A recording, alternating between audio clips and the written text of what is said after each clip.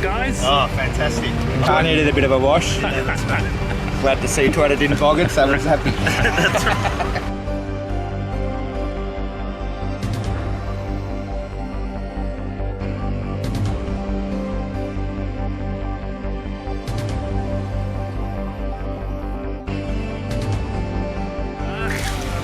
Gotta keep the place neat and tidy. Yeah, well done.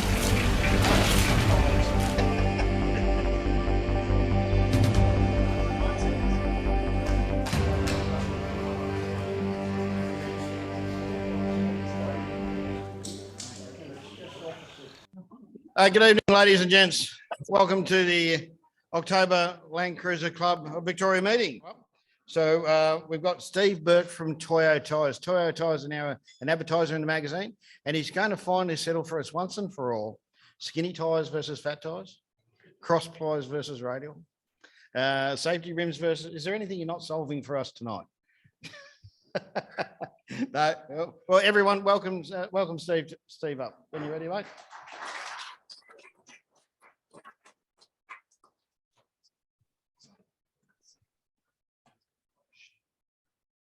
G'day, folks. I'm Hayden, by the way. Steve's over there. Close. Well, we can call me Steve today, all right? That's fine. Look, my name's Hayden Begbie. I'm the National Sales Manager for Toyo Tyres in Australia and New Zealand. I'd like to thank you for the opportunity to present here at the Toyota Land Cruiser Club of Victoria. I'm here with my team. Steve Burke is our National Technical Manager.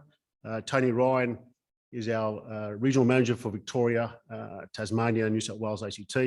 And I've got Dylan, who's our Victorian BDM and the local Collingwood supporter. So don't hold that against Dylan.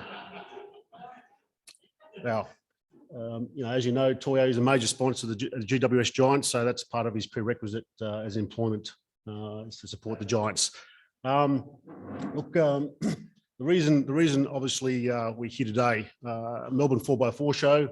I was walking around there a couple of months ago, and then I noticed the Land Cruiser Club had a little stand there, had a conversation, accelerated that, and obviously Sandra was very diligent in her conversations with me, and now we're at this point now where we are an advertising a magazine, and we certainly are very mindful and careful of where we place our brand.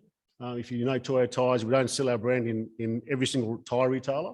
We pick certain partners, and strategically, it's we want the right type of partners to look after our brand. And I think Toyota Land Cruiser Club of Victoria is the right partner. So thanks very much for letting us attend.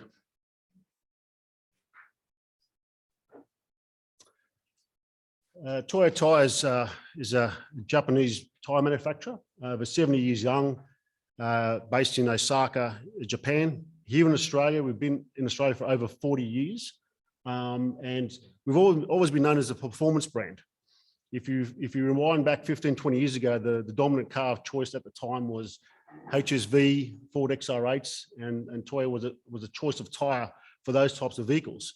If we accelerate to the current modern day times, Pajero, 200 series Land Cruiser, they seem to be the dominant vehicles of the time. And Toyo certainly has produced many products to suit those types of vehicles. And I think that's where our brand sits currently in the market. We do a fairly extensive testing process globally before we release products to this market. But we are very mindful of that and making sure that our brand is aligned, like I said, with the right partner. So before we release it to the Australian market, we're very mindful of the effect it has on the consumers. Because at the end of the day, you're exploring the open country of Australia. And this little video will just explain a little bit more about our brand.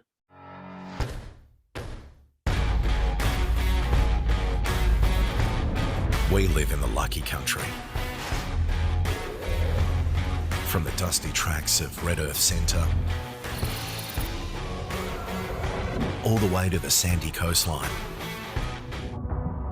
No place compares to this great southern land. On the road to big adventures and even bigger horizons. Seeing the open country is all about the journey.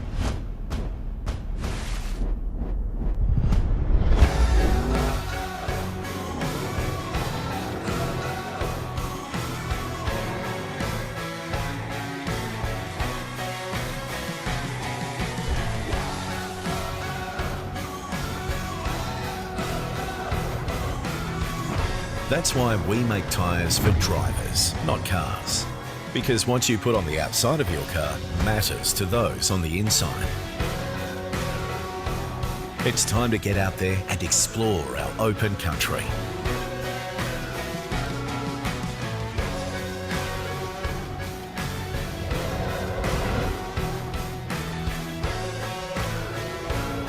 Make your move with Toyo tyres.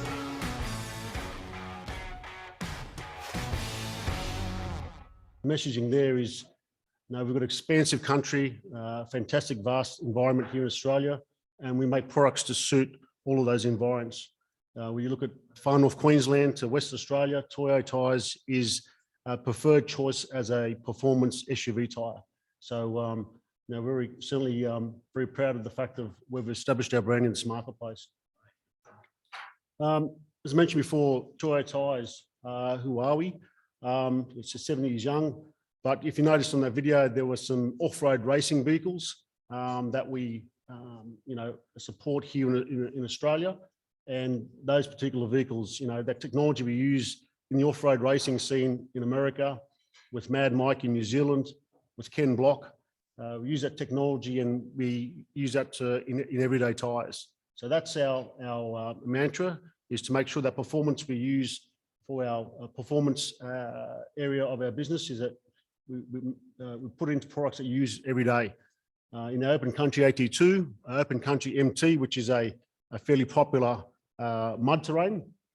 And obviously, just of late, we've released our Open Country AT3 in August of this year, which is a much awaited all-terrain product.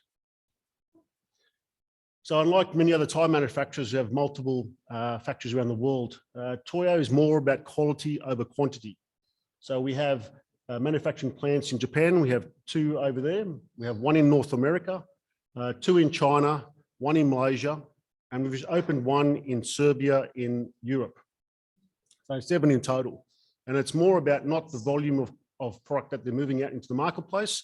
It's more about the quality. And that's very much Toyo's mantra for many years. So tonight, I mentioned that Toyo's been in Australia for over 40 years. Of those 40 years, 30 plus years, Steve Burke has been in some positions within the company. In the last half of those 30 years, he's been our technical training manager. And I'd like to invite Steve on board to fill the rest of the presentation. Thank you.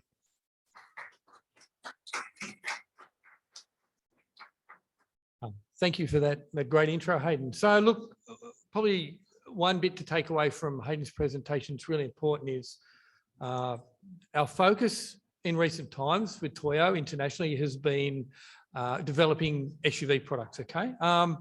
Lucky for us and yourselves is that a lot of that development time has been for the American and also the Australian market, okay? So we do have a fair bit of input into especially the SUV product performance and those products specifically as well.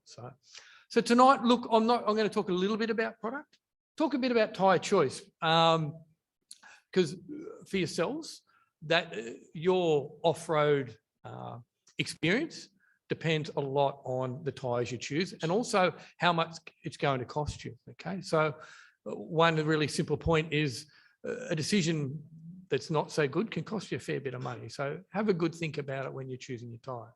And we'll talk about a little bit about product as well. Okay, but the first one, look, knowledge is key, okay? And we've been doing similar presentations for some time now. We've had an association with Toyota Land Cruiser Club New South Wales for probably 6-7 years now, okay? And that's an ongoing thing for us. More recently, we are a major partner of 4-Wheel Drive Queensland. Okay, that's only this year. So we are quite active in, with the 4-Wheel Drive clubs nationally and are working more towards that. And obviously, this club, this is in Victoria, one of the bigger clubs and certainly one we want to be associated with. Okay, so again, knowledge is key. Look, improving your off-road experience and minimising the costs and maximising the safety of your off-road adventures as well.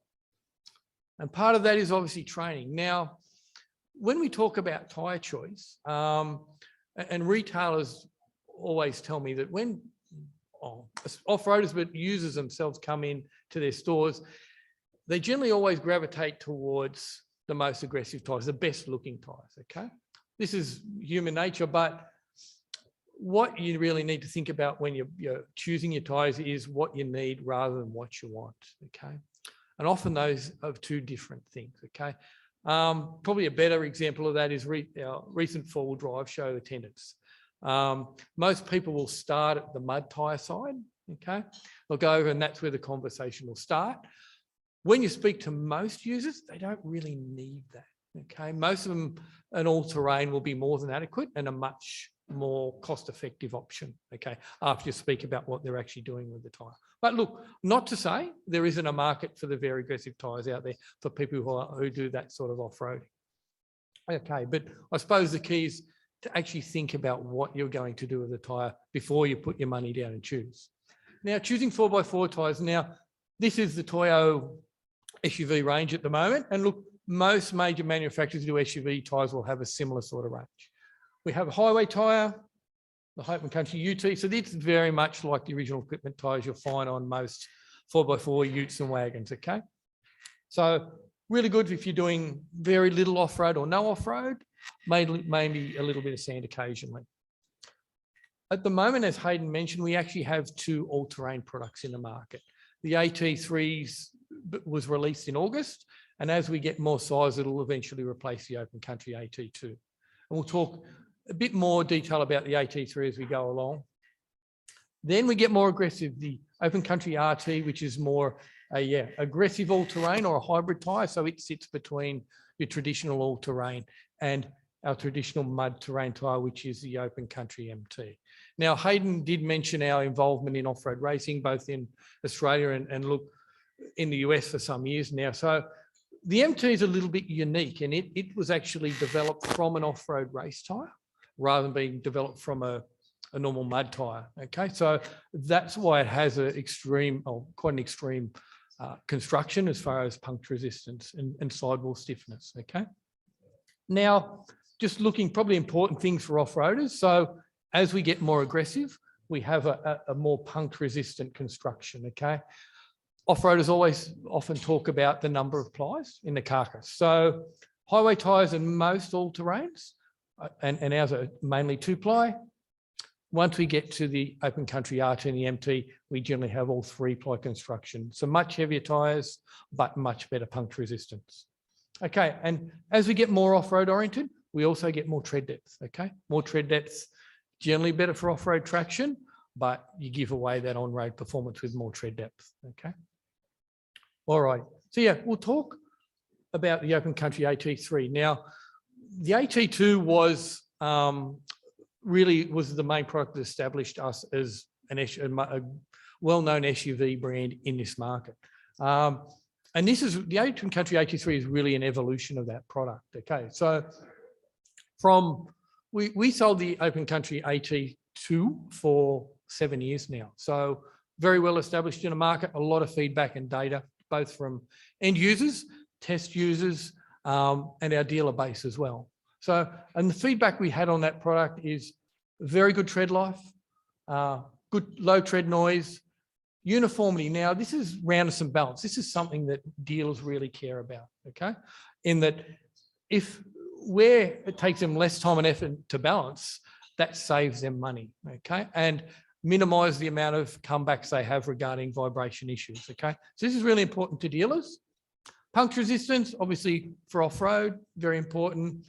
Okay, all-terrain tyres, as far as engineering, are probably the most difficult because I think our expectations are quite high, if you like. We expect them to do a lot of things.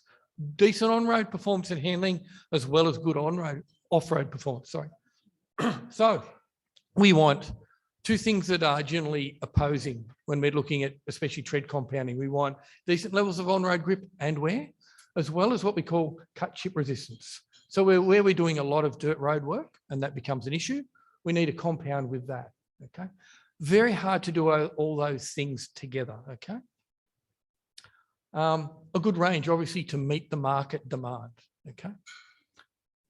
And yeah, look, all terrains, again, they have to do a lot of things, a lot of expectations as far as both on and off-road performance.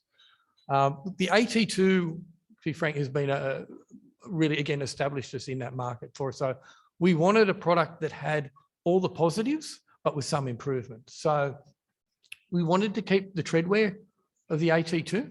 Okay. So Hayden also mentioned that we've always had a lot of support, especially with SUV product in regional areas, especially where people use a lot of dirt roads and they need a very robust tyre. And yeah, that support has really increased with the open country AT2. So we wanted to keep that tread life.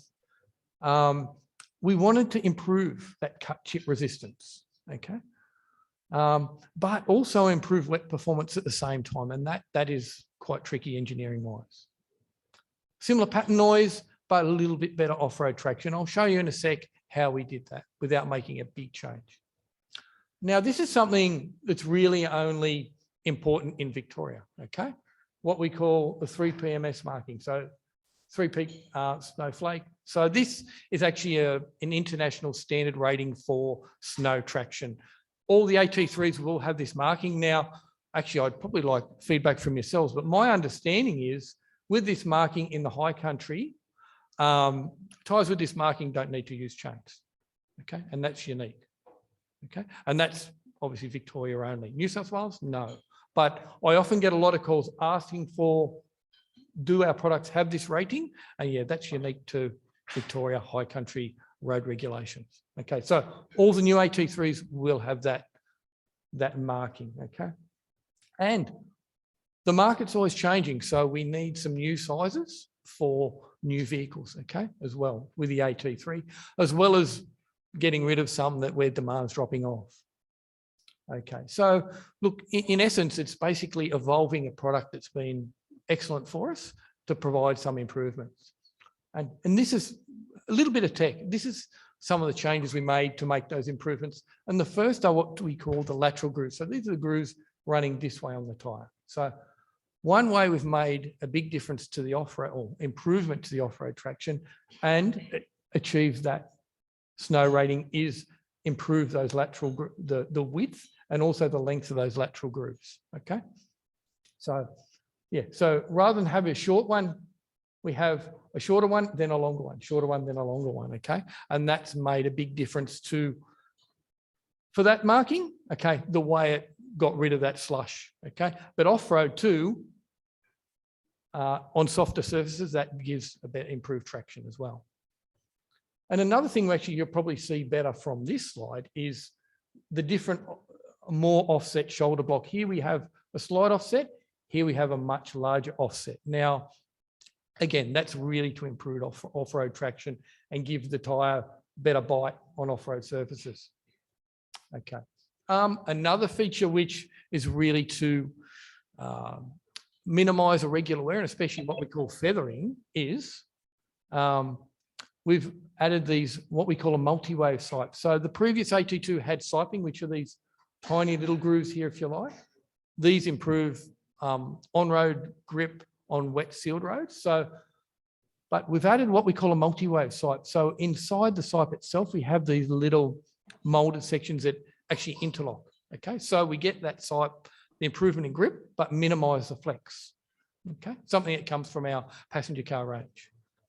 Okay, construction is pretty much identical to the AT2, 2-ply tyre, with one size exception, which I'll point out. But look, the big change has been the tread compound, and that has what's provided the biggest difference in wet traction as well as dry handling performance as well. Now, as the 285/75/16 is unique in the AT3 range in having a 3-ply carcass, which, look, that's very much an aftermarket size, common with off-roaders, especially lifted vehicles. So yeah, that size in the AT3 actually is unique, having a 3-ply carcass. Okay, size range. So it's going to be a stepped introduction. As of August this year, we introduced those 13 sizes. Some of those 5 of those with white lettering. Most, all except one of those is LT construction. Next year, we're gradually increasing that size range, okay? Most, but not all of those being LT construction. All right, so we're looking at new sizes. Sorry, talk to me. You got it next door? Yeah, no worries. Sorry, yeah. So some are original equipment replacement, some are aftermarket as well. And some of those are new to our range as well. Okay. All righty. Look, that's what we have prepared tonight. Is there, any questions? But it doesn't have to relate specifically to Toyo product. Can be, generic tyre stuff. Yes. Just one sec, guys. We're going to ask for the microphone. Yep. So our listeners on Zoom can hear too. Unfortunately, people at home can't hear if you don't use the mic. And also Everyone the here room. can. Yes. Steve, thanks for your presentation. Just a quick question. As a new owner of Toyo tyres, I was told when I got them put on to run them at 60 PSI. Right. Why? Well, because the tyre power guy said they need to be on the higher end rather than the lower end. What sort of, okay. I run a 200 series with 17-inch tyres, right? Yep. So I was just wanting to get an indication of where you need to pitch the 60 PSI is a pressure I'd only be running in something with a ridiculous, very, very high load. Okay, so with pressures depend on the load. 60 seems crazy high. I agree. Yeah. Is it a pretty standard vehicle with a lot of accessories or not? Yeah, it runs. I've got a bit of kit on it, so it runs about 3,300. 3,300. Okay. Yeah. The interesting thing is I've just come back from a trip to WA towing a van that weighs about 3.1. Yeah. And I played around with the tyre pressures thinking I'd keep to the 6 or 7 or PSI rule, or 4 to 6, I think it really is. Even though I had it 60, 65, even 68, I still got 7 to 8 PSI increase. Wow, it's up on its weights, isn't it? Yeah. So I was a bit baffled by that, because I would have thought they should have got less. Yeah, that's certainly up there. Well, that tells me it's very much up in its weights. Now, what the standard sort of thing, if somebody comes to me and they say, Steve, what are my pressure recommendations? Well, we find out what it weighs, and then we can work it out quite scientifically rather than taking a stab at it. Okay. 60 does seem high, but if from what you told me, those pressure increases tell me it probably needs to be not far away from that. Right, okay. Okay. Pressure increase from cold to hot is an indicator of, how obviously the pressure change, too much pressure change tells you that the tire's running too hot and you've started them too low. Okay. 6 or 7, I wouldn't be too concerned about, but you wouldn't want to see any more than that. Now, a bit of a rule of thumb is an industry thing, sort of 4 PSI, which is very ultra conservative. Okay. But look, anything more than 15% change from cold to hot is telling you probably started them too low and the tyres are getting too hot. Okay. But look, something we didn't cover here, but I usually cover as a separate thing with pressures is really important. Now, most of us have, or a lot of people have modified vehicles, so they don't, once you add all that gear, they don't weigh what they're no longer the original tare weight. So that's not helpful in working out pressures. Okay. I always recommend, if you want to be accurate with your tyre pressures, get your vehicle weighed. Okay. Ring the tyre manufacturer, and then they can be very accurate in what they recommend. Now, if you're carrying a trailer, they'll also want to know the sort of tow ball weight you've got as well. That makes a big difference to your rear axle loads. Even better, there's a lot of companies now come around with a mobile weighing and weigh all your van, your tow ball weight, your vehicle loaded, and then you can be very accurate with all of those things. Okay. When people ring me up with a standard vehicle, you can generally work it out quite easily. But when it comes to modified vehicles, which most of them are, again, when we add a lot of accessories, sometimes we can be taking an educated guess, which I'm not a fan of. If we know exactly what it weighs, we can be quite accurate with pressures and then obviously get the best result out of tyres. Okay. Steve, I've got some questions online. Yes. Viv says, how strong is the sidewall and tyre puncture protection? She just says, how strong is the sidewall and the tyre puncture protection? Okay, look, of the products we looked at on the range, they're all different. So let's go back and see. Okay, so it's a good question, but you need a specific answer. Okay, so as we get more off-road oriented, okay, so we go from the highway tyre, from the AT to AT3, RT and MT, those tyres become much stronger, okay? So we go from a 2-ply to a 3-ply tyre, so we have a much more sidewall strength and more resistance to that sidewall damage, okay? So it's all relative, if you like, okay? And the other thing that's really important to minimising sidewall damage is the right pressures. That is key, okay? If we have a pressure that's too low and a lot of sidewall exposed, it's much easier to damage sidewalls, okay? So that's really important. Okay. That's probably more important than actually the construction of the tyre itself. Yeah. Okay. The people at home, so you don't have to talk to me if you. Oh, okay. Sorry. Yeah. The other question from someone on Zoom says we use. This is the club secretary. We use OCAT2s on daily drive. Great all-round tyre. She says only criticism. It's a little noisy compared to the original. Compared to the original. The original. Well, I don't know what sort of vehicle. Yeah. Okay. Look, I don't know what vehicle they've got. My guess, and I'm only guessing, would be the original equipment highway tyre, and that would be the case. Grand Vitara, she's got. Look, actually, probably a really important point they brought up here is when we're choosing tyres, keep in mind the more aggressive tyre you choose, and this is generic. This isn't just Toyo. The more fuel you're going to use, and the more tread noise you're going to have. Okay, so back to my analogy of choosing the tyre that's more aggressive because you like it rather than the one you need is the mud tyre is going to be more expensive to buy, but when you add the increased fuel consumption as well, they end up a very expensive option. Now, if that's what you really want and need off-road, that's fine. You understand that. But if it's not what you need and not really what you want, that ends up a mud tyre or a very aggressive tyre ends up a very expensive option. Okay. So yeah, again, keep that in mind when you're choosing tyres. So. Okay, and one final question I got here from Rob Logie. Do you use different compounds for tyres sold in areas with different average temperatures to improve wear in hot climate areas? No. No, and I don't think anyone does. Now, look, it's a good question, and I understand why they're asking that, but the reality is now with most major manufacturers, tread compound tech has improved so much in the last, well, especially the time I've been working in Toyo, okay? The tread compounds we have now are much more versatile, okay? And again, I'll make a little analogy. If you compare it to computer technology, things in the last 30 years have gone from very basic to quite amazing. Not quite the same with tread compounds, but there has been big improvements. Now, the one thing I was talking about earlier on with the AT3, we managed to improve wet grip and cut chip resistance at the same time. Now, back in the day, that was pretty much unheard of because they didn't have the tech to do it, okay? So the short answer is we don't really need to do that to get tyres that give the performance we need, okay? Otherwise, it's from a practical point of view, it's very hard to sell one tyre here, one tyre, different products in different places, you know, and different countries as well. All right, is there any questions? Yeah, we've got a question here. Excellent. We've got the, what have we got? The country too. Yes. When we air down to do mud,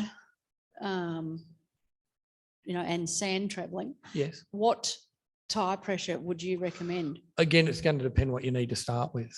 Okay, so a rough rule of thumb from highway pressures to your dirt road pressures is around 8 psi difference. Okay. Look, sand, and it's going to depend on where you start. Okay. Really important thing is one pressure doesn't suit all. Okay. So gentleman's over there, his experience with a really heavy vehicle, you need to start them really high. Okay.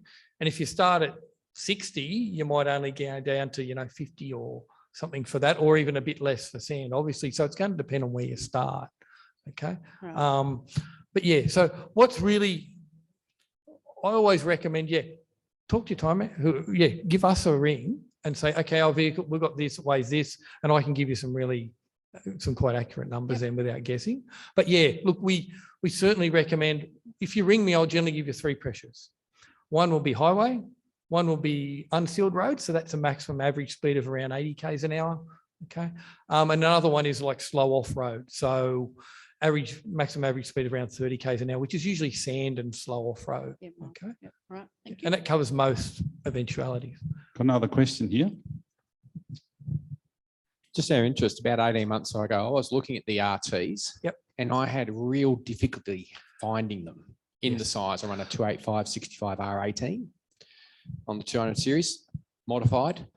But how is Toyota going these days with stock availability within our country? And second part of that question, where did the tyres come from in Australia from all of your sites around the world? It's a really good question.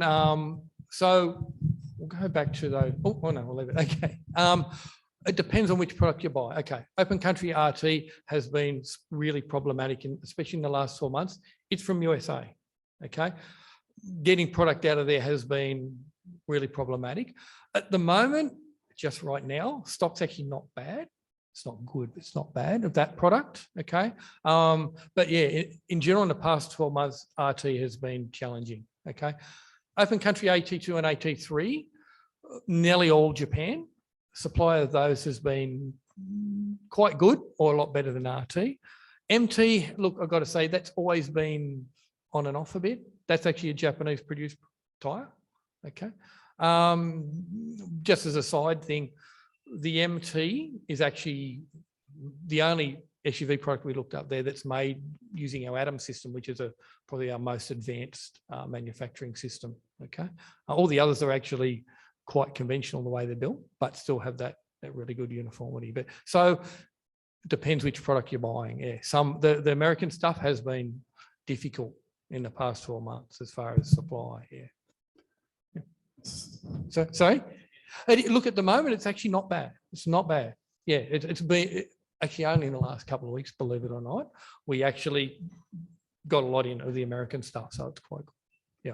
Look, how long that's going to last, I can't guarantee. Yeah. Steve, I've got a question from Colin. Yes. Hi there. I was pleased to see you've got the snow rating in some of your tyres. Could you like to comment on how you adjust your tyre pressure when you are driving, say, on snow or ice or whatever? Okay, look, being slow speed stuff, I generally recommend you drop them. But look, you shouldn't need to drop them too much, okay? Being sealed road stuff, and I can't see it really improving your traction that much because we don't need that tyre envelope like we do off-road. So when we drop pressures off-road, we get a lot more tyre flex, which improves our grip. Because they're sealed roads, we don't need that as much, although a little bit more footprint would help. So in reality, I wouldn't really worry about dropping. You might drop 5 PSI out to help a little bit more flexibility, a little bit more footprint, but you don't really need to. That'd be in extreme conditions where you need that little bit extra traction just to get you through. Otherwise, most of those tyres on sealed roads are very good performance, hence the rating. Steve, I've got a question from Gary Cooper. How you going, Steve? Thanks for turning up tonight. Thank you. Look, my question's about costs. Why is it always more expensive to buy a mud tyre than just an AT? And look, you just said then before that your mud tyre is a different type of construction rather than the AT. So would that be some of the reason? But I know there's a big difference between an AT and even your the one that's sort of the RT, between yes. an AT and a mud tyre. Yep. So what's the reason for that? You've pretty much got your answer there. So there's a lot more material. They're a much heavier tyre. So the AT2 and AT3 are nearly all 2-ply. The RT and the MT are 3-ply. So it's a lot more material, a lot more rubber too, and they're a lot heavier. So that's the main reason. So more material. The other thing is actually volume of sales too. So the ATs are much bigger as far as the numbers we make. So it's a combination of more material and volume, which gives you that difference in price. Yep. It's good. Okay, Steve, I got one more. Piers Thompson asked, does Toyo have an online PSI calculator? No, but no, we don't. And look, it's something, it's something we've been working on, or we worked on a while ago, but the short answer at the moment is no, we don't. If you do need pressures, contact me through the website, which a lot of people do, and I can do that for you, but no, we don't. Good. We've got a question from one of our drivers instructors, Yes. David. G'day. Question. When we run trips, we'll often have people on the trip will go down to maybe say around about say 30 PSI, depending on the type of trip and sort of the train that we're driving on, but generally sort of 30 around about there PSI. Sometimes on the trip, we will have to travel on bitumen, you know, to get from one part to another. We won't bring our tire pressures back up because of just time, and, you know, it might only be a short run between, you know, that you've got to go on the bitumen. While you're driving on that bitumen at those low tire pressures, we'll often say don't go above, you know, 60 kilometers an hour. Yep. How long could you drive on, say, lower tire pressures like that before heat or, you know, could start being a problem and damage your tires? Look, it's really going to depend on how big your tires are and how heavy the vehicle is. Okay, so basically, if you've got a vehicle that's got a bigger tire, they can generally get away with a lower pressure. Okay, a smaller tire, not as much. And again, if it's really loaded up, the shorter the distance it's going to go before it starts damaging the tires. Okay, so a real giveaway for low pressure, and once we've killed the tires, once we start getting that bubbling around the bead, that's where you've killed it. Okay, and that's a common damage we see where people have run them too low or not aired up enough or not soon enough. So you could go, you know, say it's 60 kilometers an hour, you go 10 kilometers, or you could go 20. Look, so 60 k's an hour for most vehicles aren't too heavy. Will go, you know, quite some distance. As long as, again, 60 k's an hour. Yeah. So we're talking about, say, like 3.5 ton. Ooh, yeah. That's it. See, this is the thing.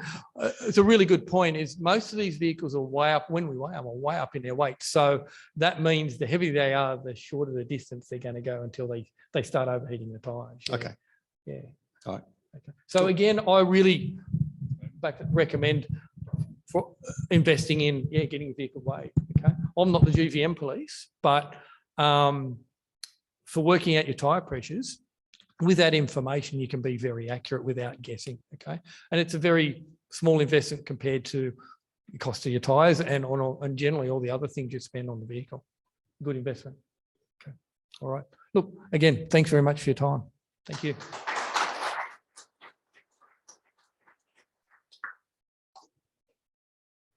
Thanks very much to Stephen. It was very informative, and it was great to have a technical guy along as well. And we've given the BDM a bit of a task there with the online calculator. No worries. All right. So on with the evening. Now, you guys will be hanging around for a little while. If there's questions, ladies and gents, think of that they. Yep. No worries. I hate to put you on the spot with that, but I just did. You're a very generous bloke. You buying me beer too? David McAllister is buying everybody beers. Okay. You heard it first here. Yep, no worries. So now we're going to cut to the video, which is the Simpson Desert Soiree. Trip leaders Tony and Barb Bryant with the video editor of Viv Gardner. And while the video is playing, don't forget to watch the video. But we've got 10 minutes left open for the raffle as well. So do yourself a favour and go and grab a raffle ticket. On with the video, please.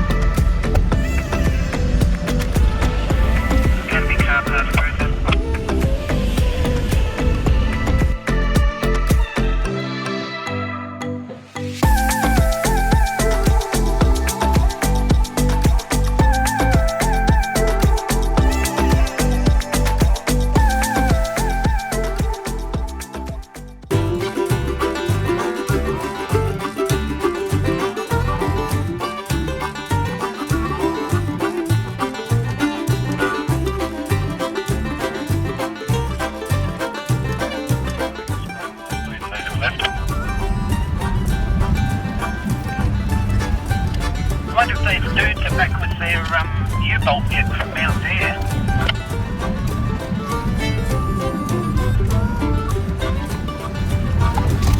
I don't doubt it, they would be. There's a rockin' and a rolling.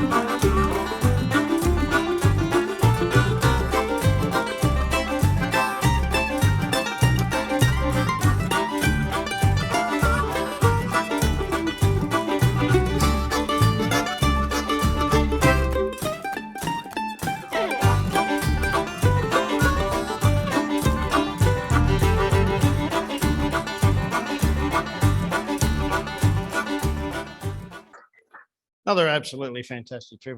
I did something similar to that not all that many years ago. And I'll tell you, the road in between the Udnadatta and the Bubbler, only short, but the corrugations were absolutely horrendous. Worthwhile going out there, but then I had to come back over those same corrugations. Okay, so now on to the subcommittee reports. Now, Chris Trebble's unfortunately a late apology will work, but we have Dave McAllister. So welcome to the, you might have to bob down a bit, mate. Get down to your height there, mate. G'day, everyone. So just going to give you some stats on the last DA as well as the upcoming DA. So last month we had 11 people attend the DA up at the property for the weekend. I think that all went very well. I wasn't there, unfortunately, but it all went very well from all reports. And for October, so the coming one, we've got 14 are expected for the October DA. So yeah, so there were a good number of people there. November is the last DA session for 2022. After November, we'll be taking a break and then we'll be recommencing in February 23. So yeah, thank you.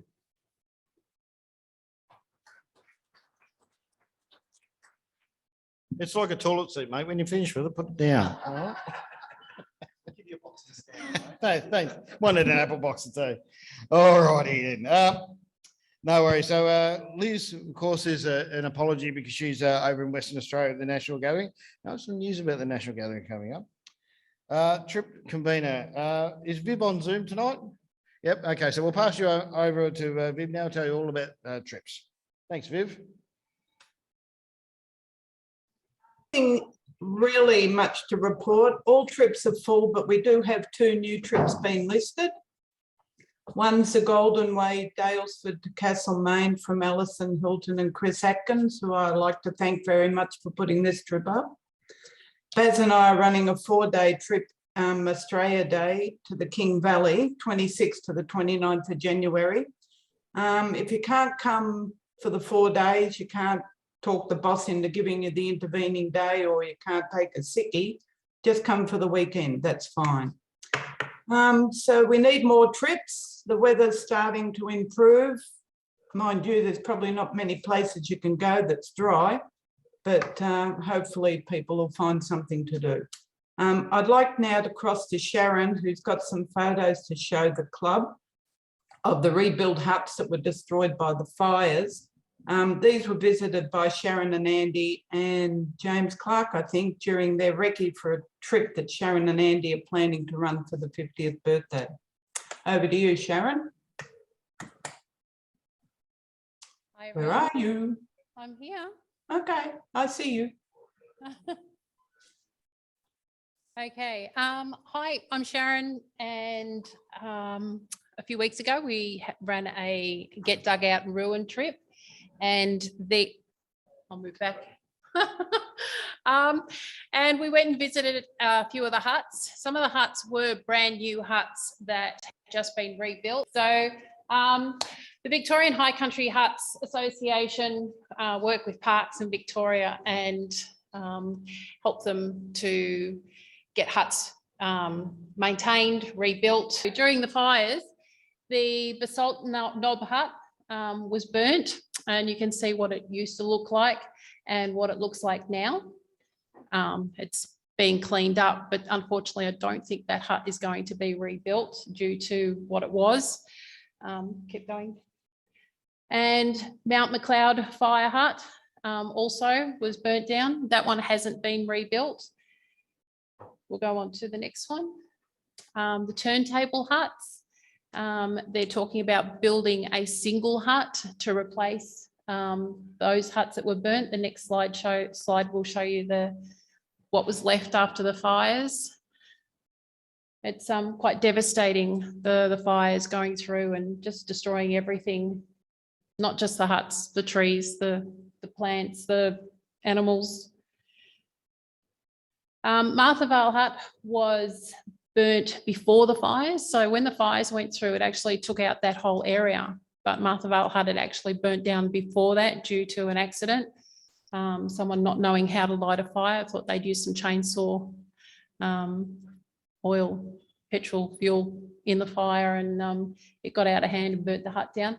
So since the fires, that hut has now been rebuilt. So I thought everyone would like to see that one. And the next one is Glenart Hut. We went and saw these ones earlier on in the year. You'll see the before and the after hut. Same footprint, exactly same place, almost the same size. As you can see, bushes growing back around it. And the next one is Rich River. Don't know why they turned it round. So the original hut was facing the road. This one's facing the side, and that was also burnt in the fires. That's up above Orbost, somewhere between Orbost and Can River. The next one, this is Wheeler's Hut. Now Wheeler's Hut is in the Mount Pinnabar area. We went and saw this on the dugout and ruin trip a few weeks ago. And it was the whole area there was completely burnt. The next hut, the next photo, that's the new one. So you can see that they've tried to build it exactly the same as how the one before was, same footprint, same size, and it's almost a pretty good copy of what was there before, which is really good, because in some of the areas, the huts that have been replaced have just been replaced with what people call tin sheds.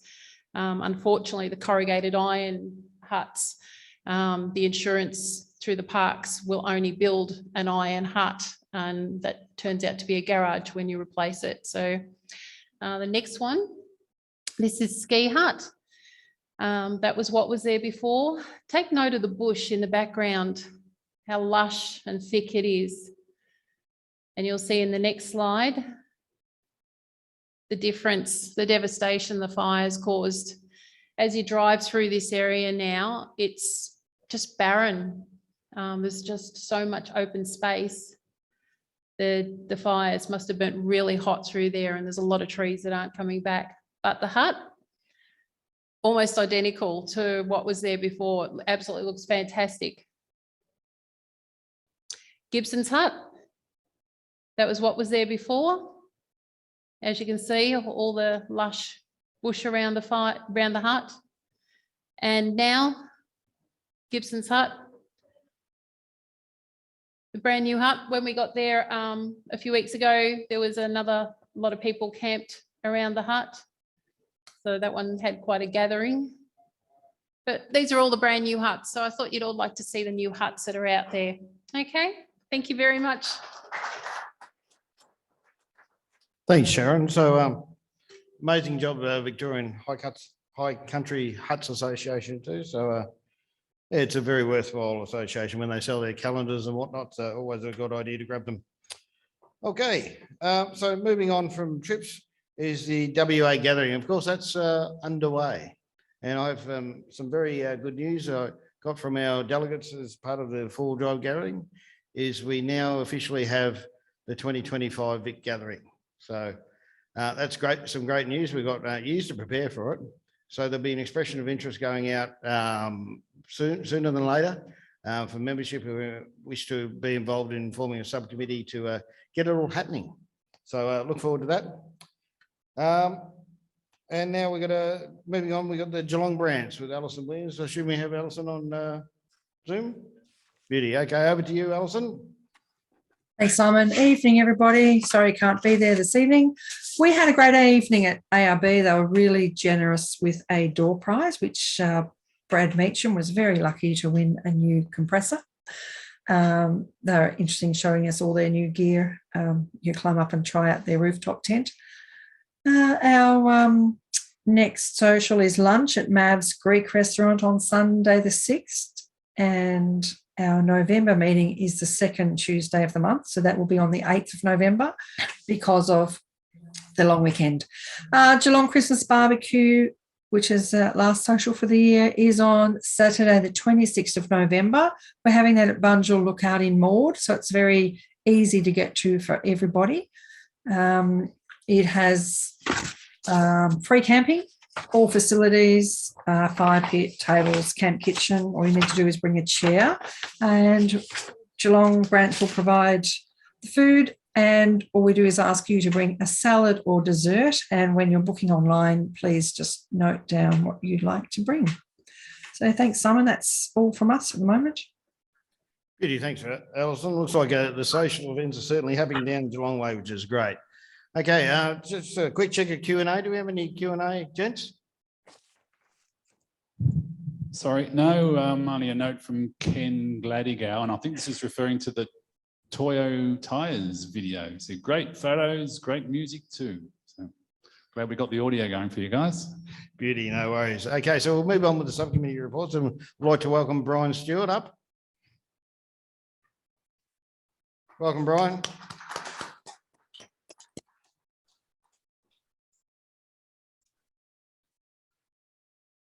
Thanks, Simon. Evening, everyone. Okay, last month we had a pretty busy weekend up at Yark.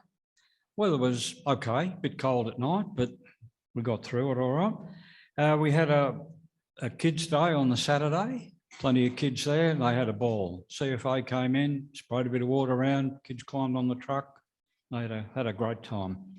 Also on the Friday night of the weekend, we had the local land care coordinator. He came in and he brought some of the local land care people in.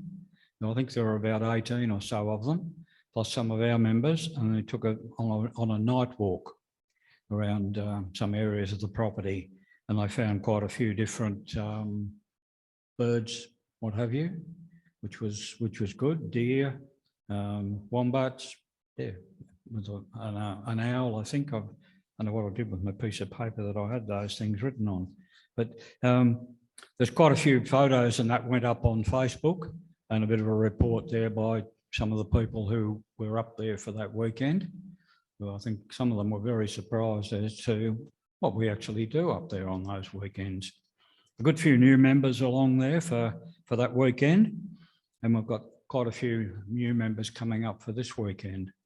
This weekend will be going ahead as long as we can get there, and at the moment it looks like we are able to. The only thing is that if you are headed to Yark via Yarra Glen, there's a section of McIntyre Lane, which is the road that goes around past the airport, that is closed at that other end of it, at the Melbourne Highway end. It will be closed from the 17th of October, which was yesterday, until the 25th of November. They're doing some major work around that area, which will include work on a car park there for the rail trail thing, which they're sort of trying to get that up and running.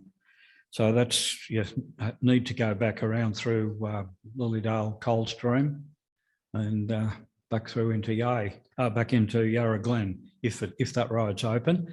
If it's not, you're going to have to go through Healesville. I was up at King Lake the other day, and I had to go through Healesville to get up there, and also to get back again on Monday. But I'd reckon by the weekend, probably get through the A, because there wasn't an awful lot of water around. They were letting the trucks through, so that was good. Up there this weekend, there's quite a few things to happen.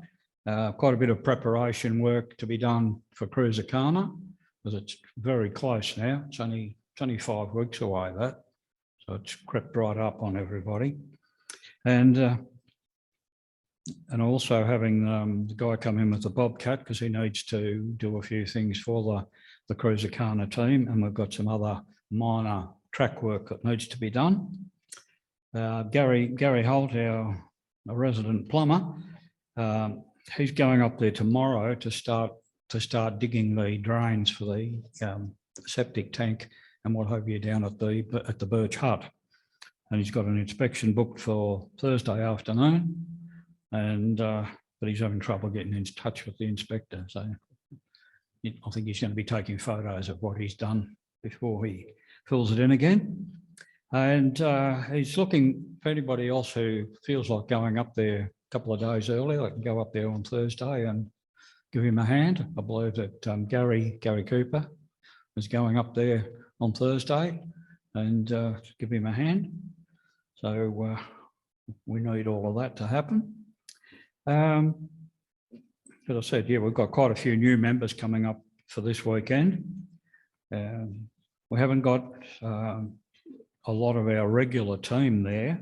Quite a few of them are over in Western Australia at the moment.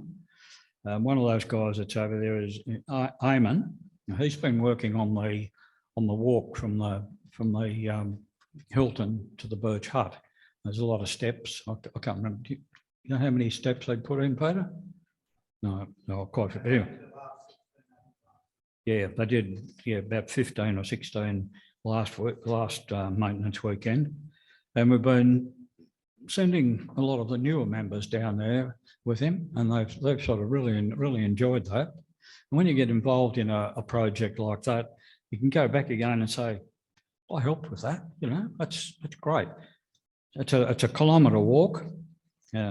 Takes about half an hour, I believe. Depends how fast you walk. Might be a bit slippery and muddy at the moment, but we'll be working on that one. So That's it, come up for the weekend. And if it's wet and raining, we've got the fire there. And we can just sit around and have a chat, solve all the problems of the world and move on. Okay, so see you at the weekend.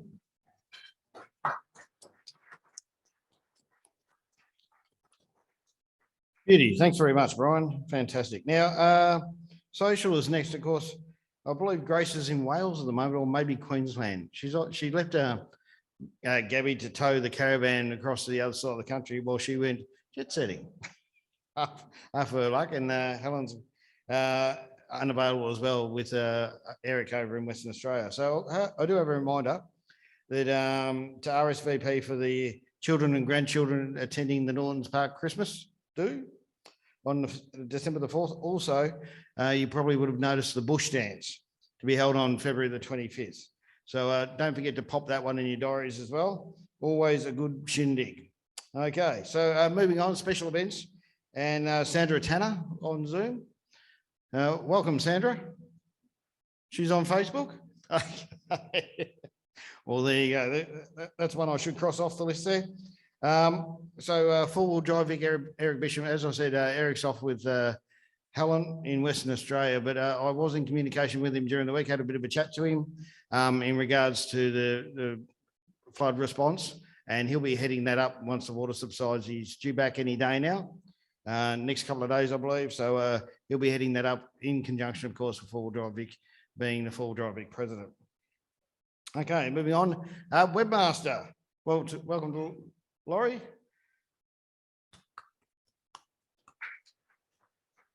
Thank you, Simon. Good to be back. Although I did enjoy being away, I really did. Doing the Amberdale Highway for a second time was absolutely awesome. Just if you're ever considering doing it, my feedback would be don't do it with leaf springs. All the guys with leaf springs were complaining the corrugations were appalling. We dropped our tyre pressures and coil suspension, and we just rode over the top, and we thought it was a breeze just like last time. So we thoroughly enjoyed it. 7 days of absolute splendour. I might take this opportunity just to do a little bit of Q&A because I've got some stuff from Facebook here. So okay. I know you're going to come. The reason is Barb Bryant, greetings from Exmouth in Western Australia. Yeah, okay. We know the weather's nice up there, although she did tell me it was windy yesterday. Tony Bryant with Barb says, I bet the weather is better than there. Currently sitting in the beer garden on the Whalebone Brewery, having a cold one while we watch the meeting. Cheers. Thanks, Tony. Scott Hamilton, you need to get your glasses on, Scott, watching on Facebook. Are the Zoom links coming out? Check your emails, Scott. Yes, it's definitely there.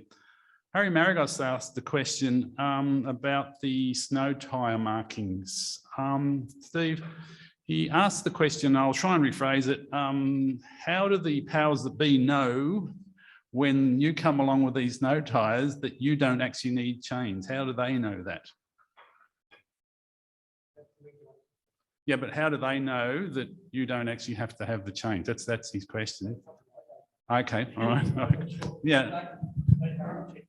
Yeah, and that's the. Yeah. Sorry, yeah, we can hear me now. Yeah, all tyres with that 3 PMS rating will have that in fairly easily to see on the sidewall. But I think his question is, how would the people, the police and all them, how do they know that there's a marking on the tyre that indicates that? Are they aware of it? Well, yeah, they'd have to be trained to look for that. Yeah. All right. Okay. Good question. It's the only way to know. All right. Thank you. Got Judith Williams, Scott Fabian, Alan Andrew Shields, and Marcus Kunith all watching on Facebook as well. So glad you're enjoying it, guys. Now, getting back to Webmaster. Yeah, a lot of things happened whilst I was away, and I want to say a big thanks to my team because they did a fantastic job. David, Rob, Mike, all pitched in and did some stuff. And yeah, I gave them a few little curly ones at times, and they did their best. I think Rob forgot to put the minutes up here, and he put his own up here. We all make mistakes. It's very easy to put wrong links and all sorts of things. But yeah, they did their best, and that's fantastic. This month, more or less back to normal. As you would have seen in Weekend Wrap, I did the magazine again, and the minutes and the financials I'll sort of put a link there for you guys, and in case you didn't know, it's on the website that you can watch an edited highlights package of the previous month. That's what goes live outside. So it is edited. We just put in the important stuff that we believe you would like to see. We are working as a team to try to encourage, if we can get some more people to join our team. We do have a lot of things we need to do, and we are quite thin. So anyone that's got any IT experience, and I think I was talking to one the other night, and I think he's in the room. Is that right? Anyway, he's not putting his hand up, but if you can help, feel free to contact me and David McAllister, because I know he knows David, and we would more than be happy to spread a bit more of the load, because it is a big job, and when I'm away, we need to have people who can cover what I do. As I say, we were very thin on the ground this time. Just one thing, I've had a few people talk about, why can't we have one page that has all our events and activities? And there's a reason why the website lists them out into education, social, and trips. And the reason is, the list gets so long, we find that people scan through so quickly they don't see it. I have people say to me even now, it's not on the website. And I said, have another, oh yes, I missed it. I scanned too fast through everything. So my aim is to try and keep each of the pages reasonably short so that you don't miss stuff. So I apologize that some people think it should be all on one page, but that's the reason why they're split out. So any questions from the floor? Well, you're a quiet lot tonight. Peter, you got a question? What was the question? No question. All right, that's about all is for me, and I'll hand it back to Simon. Beauty. Thanks very much, mate. Well done. Okay, and the next one, of course, is Cruisacana. Tickets are available, but I'll pass you over to Rob. Forge isn't available tonight, so welcome, Rob. Thanks, Simon. Hi, everybody. Yeah, Forge is just on his way home. So I think he said he's watching us on Facebook. So I'm a bit off guard here, but Cruisacana is coming up 18th, 19th, 20th of November. We're still, and set up weekend is the weekend before. I think a lot of people, or a number of people in the room who are new to the club may not actually know what Cruisacana is. So if the older members will bear with me, I'll just give a little explanation. So it's an annual event that the club runs. So, and it's a four-wheel drive competition, but it's not like, competition trucks. It's standard four-wheel drives. In fact, you aren't allowed to enter it unless you have basically a road four-wheel drive. And we have a number of events set up that test various aspects of four-wheel driving, mainly about the driver, a little bit about the vehicle, but mainly about the driver. So we've got the timber challenge, where you have to drive over timbers and go over bumps and between hanging poles and line up correctly, follow boards on the ground. So it's about putting your tyres in the right place and driving at the right speed. There's a balance beam, so literally a balance beam that you drive up on, and you have to inch forward until the balance beam balances. We've got electronic timing that times how long you're actually balancing for, and obviously points are awarded based on that. We've got a mud track, we have a bit of slip and sliding. We've got the wet lap. So the wet lap is where the navigator has to hold a bowl of water. That's why it's called the wet lap. It's not because it's wet outside, it's usually wet inside. So you have to hold the bowl of water while the driver up and down some bumps. This year we're actually running, we're going up and we're coming back down again. So a bit more opportunity to spill some water. And a few other events like that. There are some optional events which you might see on the website. There's a rock climb and we call it the water playground. The idea is you have to go through the bog holes One side you have to go steady, the other side you have to go flat out and try dislodge all the indicator balls hanging on the side. Hopefully you get the idea. Have a look at cruisercana.com.au. There's an overview video of the last time we ran Cruisercana. Haven't run Cruisercana since 2019. Obvious reasons, I won't mention that word. So we're trying to come back. We really need support from the membership.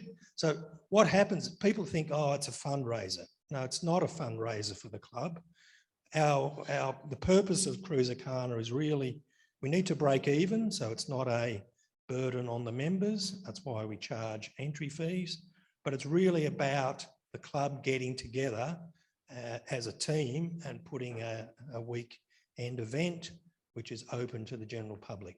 We get a lot of other four-wheel drive clubs joining. We've got someone from Bendigo Club, from Melton, and we've got a team from Alrock this year. We are quite a bit down on competitors this year, so maybe the Toyo guys can put in a team. That'd be really good. Any new members, I would thoroughly recommend you either volunteer, come along and help. It's a good weekend. Everyone says it's a great place to meet other members. Good, so you're all together, living together, working together for a weekend, and it's a great way to meet people. So that's a little bit about Cruisercana. Come and see me afterwards, or see Darren over here, who's our sponsorship man. There's about $13,000 worth of prizes that Darren's managed to get hold of, and the top prize this year is a Kmart rear bar, so rear bar and wheel carriers, so fitted to the vehicle of your choice. If you've got one already, I'm sure one of your mates would do you a deal. Yes, thanks, Laurie. There's some brochures that give you a bit of an overview at the desk over here as well. Tells you some background, and the QR code will take you straight to the website. I think it's actually to enter, so have a look at that. Yeah, so we're actually short of a few volunteers, a couple of key ones. We need a first aid officer. Now, we've got a couple of people that normally do this. They're either away, working, not available that weekend. So if there's anybody in the room or home on in Zoom or Facebook land that has a little bit of first aid experience, we'd love to hear from you. The role is really just to be there in case. I don't think anyone's ever had to do anything, but it's a just in case scenario. And we need a few more event marshals. If we could, full training required. You don't need to know anything. Don't worry, just come along. We'll tell you everything you need. And it's a great weekend.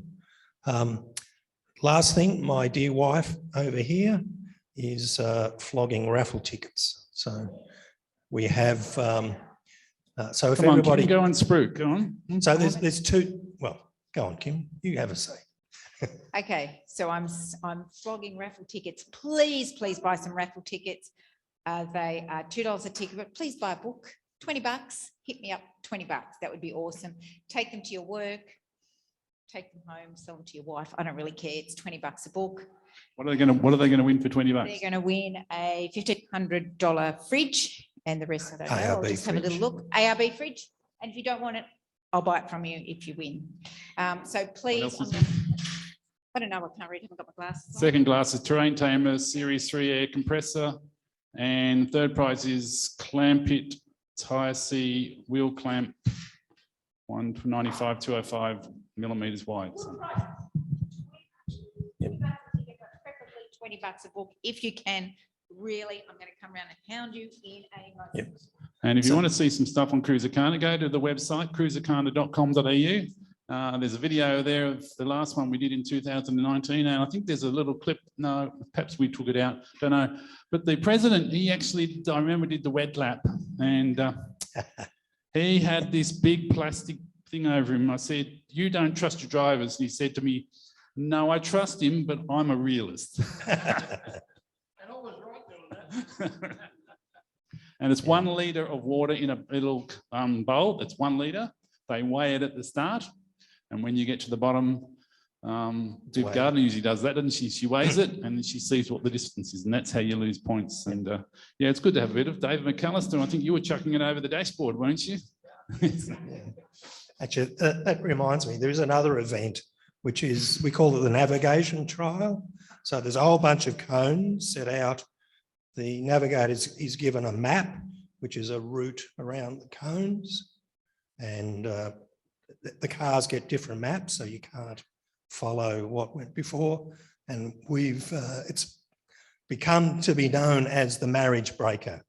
So you can guess what actually goes on in the car. I think if you look at the video, you'll get a little inkling what Mike Burke and his wife Megan were saying. So Mike said he killed a cone, and Brian from the Nissan Club said, what he says, we went places we weren't supposed to go. So it's all a bit of fun. The wet lap, you've never seen so many smiles on people's faces when they're doing it. It's really worth doing. So please come along, support the club. Without the club members volunteering, nothing happens. We need about 60 club members. We've probably got about 50 at the moment, so we're a little bit short. And we need competitors as well. Lots of prizes that Darren's fought very hard to get for us. As I said, over $13,000 worth and probably going up. So come along and win a prize. Thanks, Simon. And don't forget the meal at the night for presentation. Yes. You forgot about the meal, 3-course meal. Yep. All included. We serve a 3-course meal on the Saturday presentation night. So soup, main course, usually a roast, and there's a dessert as well. And I think that's it. Am I free now? Yep. Any questions, just come and see me or Darren. Thanks, Simon. We'll head over to the video now. Now, this one is called Keen for Skiing. So this is our very own David McAllister and Duncan Stadler, and of course, Michelle down the back, who actually organises everybody, and edited by Steve McAdam. So we'll run them with the video now. Thank you.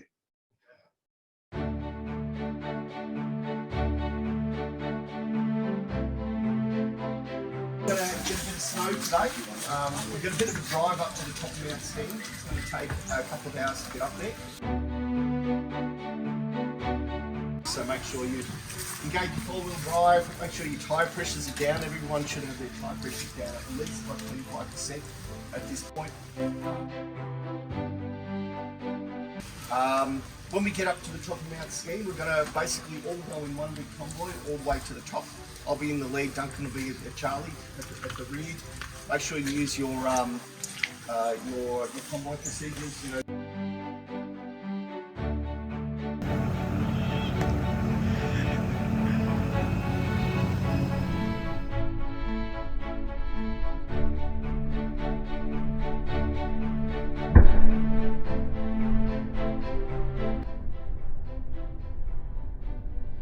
What's going on this side, Jenny? Thanks, Jenny. Yeah, got it on the camera. Hang on, do I pull you over? Oh, that snow's amazing.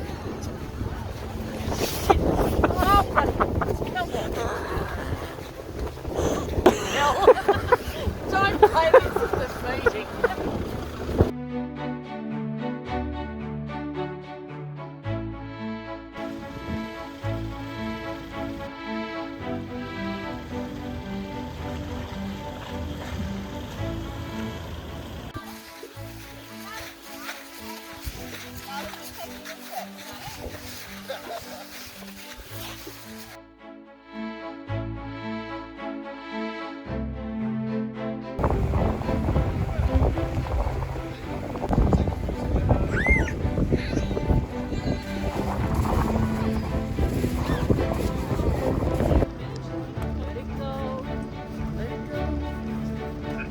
I can hear our reservation complete.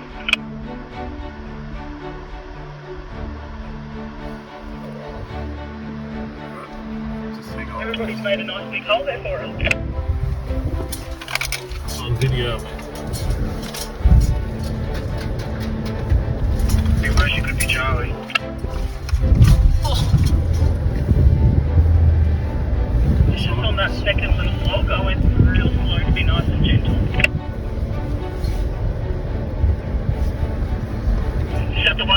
little sideways, I think. Can you get a bit further up?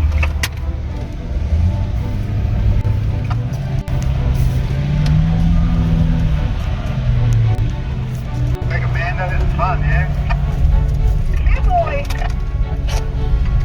Nice to get a bit of mud higher than the door frames.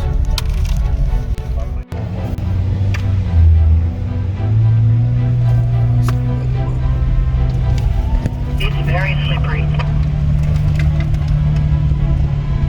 But very fun.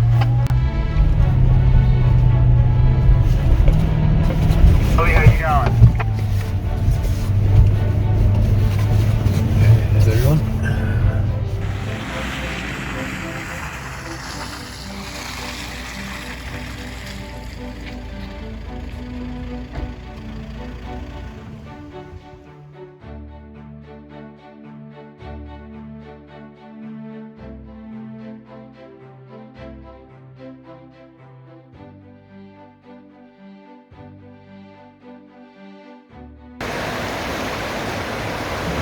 Pretty rapid, isn't it? Even if it's not that deep, it's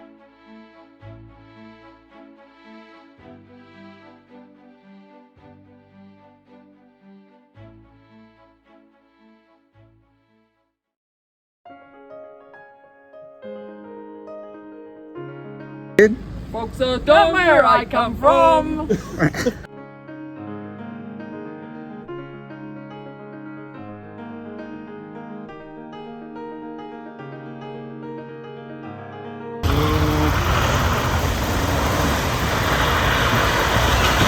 Straight into the back of Wally.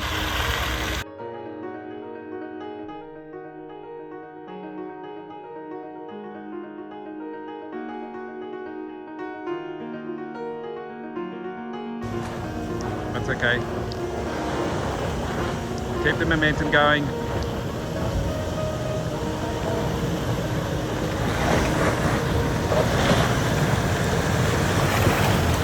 Next car's right to come up.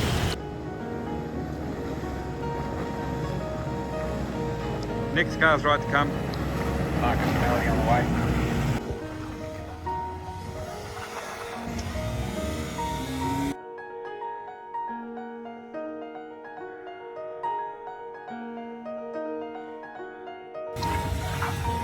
Go for Amanda on their way. You'll have to, because it's at least a 10-15 minute walk.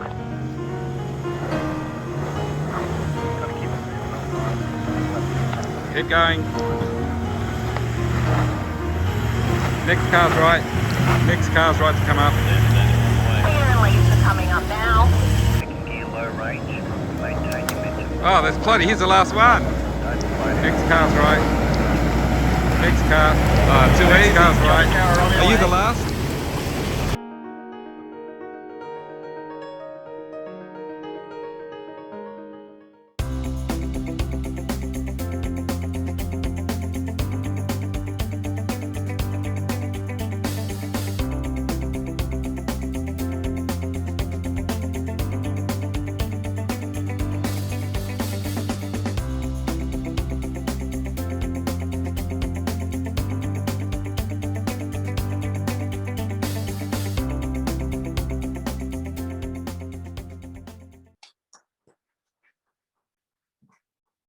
Well done, David and Michelle.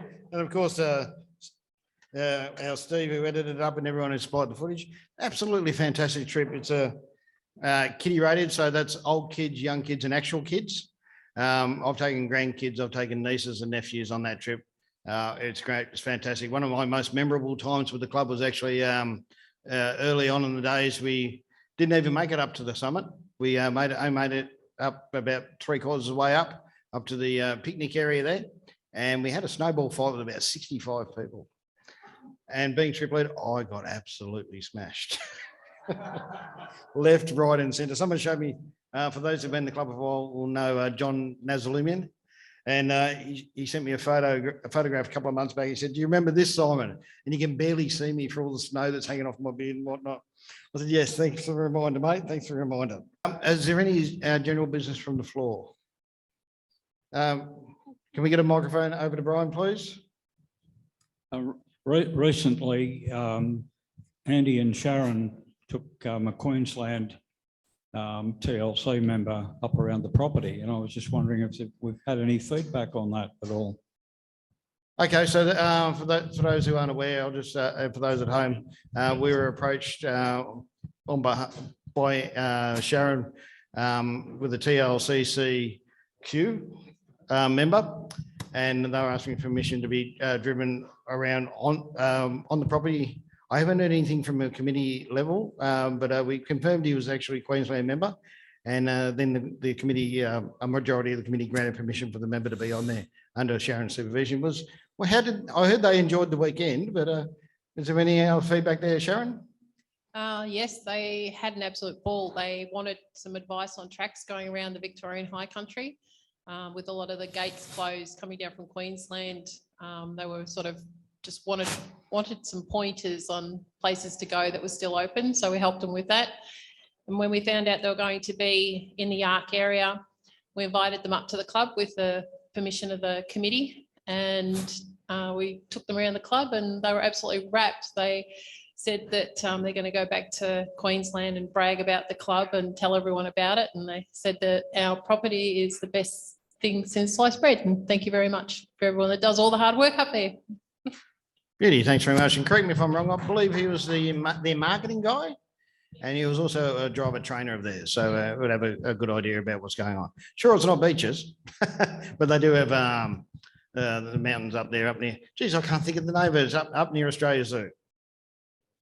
Glasshouse Mountains, thank you very much. All right, thank you all for your attention. Now, don't forget, we've got the Toyo guys here. A big round of applause, and thank you for the Toyo guys. All right, thank you, ladies and gentlemen, for your attention tonight. We call the end of the meeting at 9:11 in the PM, and we hope to see you all here next month. Thank you very much.